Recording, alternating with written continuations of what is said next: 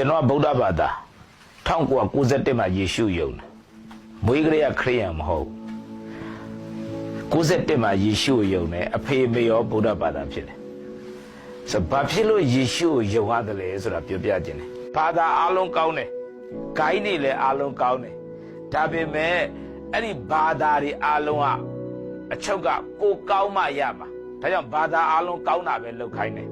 လောကကြီးမှာလူတိုင်းတရက်တည်တယ်အနည်းနဲ့အမြန်ပဲဆိုတော့တမလွန်ကြရင်ဘယ်သွားမလဲကြိုက်တဲ့ဘာသာလေးလားတူတာနှစ်ခုရှိတယ်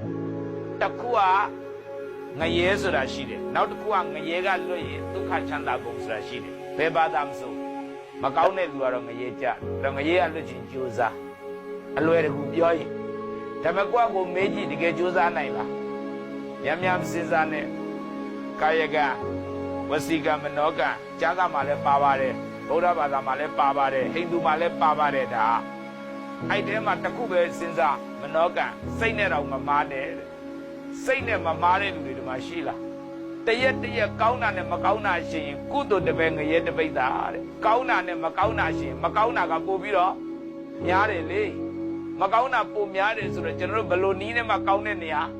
မရောက်နိုင်ဘူးဘာလို့ကိုကကောင်းမှမကောင်းတာမကောင်းတဲ့အတွက်ငရဲသွားမှာဒါပေမဲ့ထူးဆန်းတာတစ်ခုကကျွန်တော်ပြောချင်တယ်ဘာသာတရားကတော့သင်ကောင်းမှရမယ်ဒါပေမဲ့ယေရှုခရစ်တော်ကဒီလိုမျိုးမဟုတ်ဘူးဝင်လေးပြီးပင်ပန်းတဲ့သူတွေငါစီလာငါချမ်းသာပေးမယ်လို့ခေါ်ဖိတ်တဲ့အရှင်ဖြစ်တယ်အပြစ်ဆိုတဲ့ဝန်တုပ်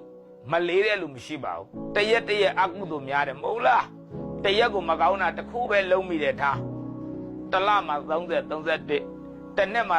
360ကျော်10နှစ်ဆိုဘယ်လောက်လဲစဉ်းစားကြည့်ဒါတရက်တစ်ခုနှုံပဲပြောတာဒီတက်မကများပါတယ်ဆိုအဲ့ဒီအကုသို့အတွက်တမလွန်မှာဘလို့မှငရဲကလွတ်နိုင်စရာအကြောင်းမရှိဘူးအဲ့တော့ယေရှုခရစ်တော်လောကကြွလာတယ်နာမည်ကယေရှုလို့ပေးတယ်အတိပ္ပယ်ကအပြစ်ရှိတဲ့လူကိုကယ်တင်မဲ့သူယေရှုဆိုတာခရစ်ယာန်ဘုရားမှမဟုတ်တာကျမ်းစာအစအဆုံး10ခါကျော်ဖတ်ပြီးပြီဒီကျမ်းစာကို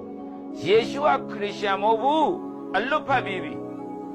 ယေရှုကခရစ်ယာန်မဟုတ်ယေရှုရဲ့အတိပ္ပယ်ကအပြစ်ရှိတဲ့လူကိုလာကယ်တဲ့သူ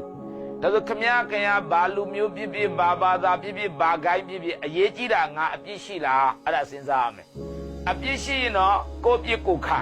ဒါမဲ့ယေရှုကြတော့လာကယ်တာဒါဆိုအခုဒီမှာရောက်နေတဲ့မိဘညီကိုမောင်တော်များကြိုက်တာရွေးချယ်ရနော်စဉ်းစားဖို့ဒီလောကကြီးမှာလေယေရှုမှမဟုတ်ဘူးသူမတိုင်ခင်တည်းကပုဂ္ဂိုလ်ထူပုဂ္ဂိုလ်မြတ်တွေအများကြီးပေါ်ခဲ့တယ်သူတို့အားလုံးတရားပြပါတယ်နံပါတ်1တကူလည်း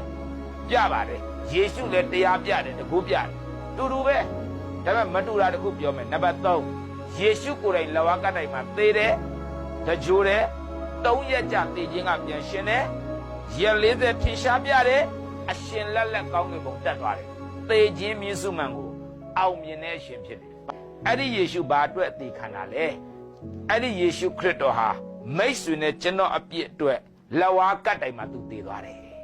အော်ယေရှုခရစ်တော်လဝကတိုင်ပေါ်မှာမိတ်ဆွေနဲ့ကျွန်တော်အပြစ်စားပေးဆက်ခဲ့ပြီးပြီသေခြင်းမှာအဆုံးမတတ်ပဲသေခြင်းကနေ3ရက်မြောက်တဲ့နေ့မှာပြန်ရှင်ပြန်ထိုင်တော့တယ်အော်ယေရှုငါပြစ်တွေအလုံးဆက်ပြီးပြီလို့သင်ယုံကြည်ရင်တတ်မလို့မှာငရဲသွားစရာမလိုတော့ဘူးဘာကြောင့်လဲကိုကောင်းလို့မဟုတ်ဘူးသူကောင်းလို့ဖြစ်တယ်